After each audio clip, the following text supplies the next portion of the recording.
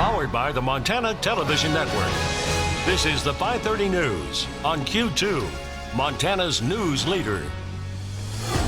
Good evening and thanks for joining us. I'm Russ Riesinger. And I'm Samantha Sullivan. Janelle is off tonight. Well, another name has entered the 2020 presidential race, and it's a familiar face here in Montana. Montana's outgoing governor, Steve Bullock, officially joining more than 20 other Democrats in the race to the Oval Office. MTN chief political reporter Mike Dennison was at Bullock's campaign kickoff events in Helena today and files this report on the not unexpected move by our governor.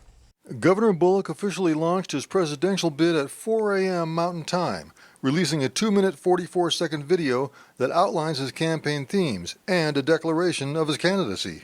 I'm Steve Bullock, and I'm running for president. With your help, we will take our democracy back. The video focuses on Bullock's fight against corporate and dark money in campaigns, referencing the notorious past political power of Montana's Copper Kings, and says he'll fight against what he calls a corrupt system. That's why we need to defeat Donald Trump in 2020 and defeat the corrupt system that lets campaign money drown out the people's voice, so we can finally make good on the promise of a fair shot for everyone. It also notes his re-election victory in a state won by Trump in 2016 and his progressive policy victories on Medicaid expansion and education spending. Bullock's also planning an event later today at Helena High School, where national media will be on hand to film his encounter with students in a classroom. But once today's launch publicity subsides, Bullock has a steep hill to climb to become relevant in the presidential contest. He's the 22nd Democrat to get in the race, and observers say he'll be competing against far more experienced political hands and fundraisers. Yet he's not without some experienced hands of his own. The Hill, a D.C. publication, reported Monday that one of his top advisors worked for the presidential campaigns of Al Gore and John Edwards, and that he's being advised by Jennifer Palmieri, a director of communications for the Obama White House. He also has staffers on the ground in Iowa, site of the nation's first presidential nominating caucus next February. Bullock is being mentioned in some Democratic presidential primary polls. In an online poll completed last week by a national firm, Bullock, along with several other candidates, registered at 1%. Reporting from Helena, Mike Dennison, MTN News. Now, although no official announcements have been made yet, political reports that Governor Bullock is one of 19 candidates who have already met the Democratic Party's requirements for the first debate, which will be held in Miami at the end of June. Well, on his first official campaign swing for president, Bullock is heading off to Iowa this week, the site of the first in the nation presidential nominating primary, which will take place next February. Today, he kicked off his campaign with his formal announcement at Helena High School, where the two-term governor attended high school. Then on Thursday, Bullock is off to Iowa. His first stop will be in Des Moines. Campaign stops across Iowa are planned through Saturday with events across the Hawkeye State. Bullock's campaign has claimed Iowa to be their primary focus. Now, one Billings business already busy as a result of the governor's run for president. Yeah, the Billings Times was awarded a contract to do printing for Bullock's presidential run. The Times, which has been in business since 1891 in Billings, is printing letterhead, envelopes for fundraising, and thousands of rally signs for Bullock's presidential campaign. It's a huge honor. Yeah, we've done work for Governor Bullock in both of his campaigns, and for them to come to us right off the bat when he was announcing for president to do work for him, it's a tremendous honor. We're very proud. Employees at the Times had to sign non-disclosure agreements to keep the governor's run for president a secret until it was officially announced today. All right, we want to turn to the weather now. Chief Forecaster Bob McGuire joining us a little early. Bob, some pretty big hail moving through our region. Imagine a $50 size hail. That's what we had today over by Roundup. Let me show you what it'll look like. Here's what's happening across the region. As you see here, we did have a severe thunderstorm warning. It lasted until 5:15. It has since been well, I guess it's no longer in force, I guess is the way I'm trying to say. It's no longer in effect. Let me show it to you, though. Here's as this thing started making its way into the region. It was that cell that made its way through the Roundup, and it's starting to head right for the Custer area. It did have some pretty good size hail in it, but you'll notice here the hail seems to be dwindling in size and intensity. Also down by Sheridan, had another cell there that had some pretty good size hail in it as well. But now, those look like the big storms. They continue to move out of the region, so it looks like for the most part, here in the Billings area, we are out of the danger for a while, but we have had our very first severe thunderstorm warning of the season, and we'll have more on the rest of your forecast in a few more minutes. All right, thanks, Bob. A 15-year-old Billings girl is dead after she was shot and killed over the weekend on Stella Street in the Heights.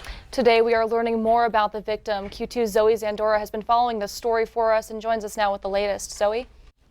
That's right, Russ and Sammy. The 15-year-old was identified today as Tiana Rowland. Billings Police Lieutenant Brandon Woolley told me that officers found the teen with a single gunshot on Saturday night and was pronounced deceased at the scene. Due to the ongoing nature of the investigation and the involvement of juveniles, Woolley says the police are unable to release any additional details at this time.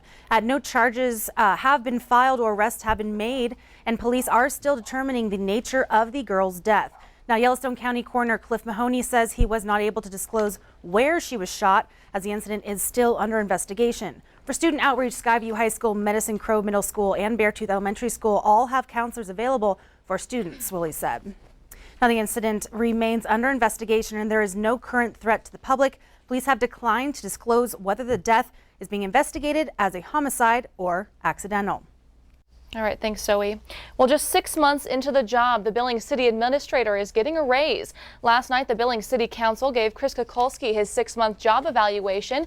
In his contract, there's a clause that states after 6 months, the city would consider increasing his salary by 5% after that evaluation happened.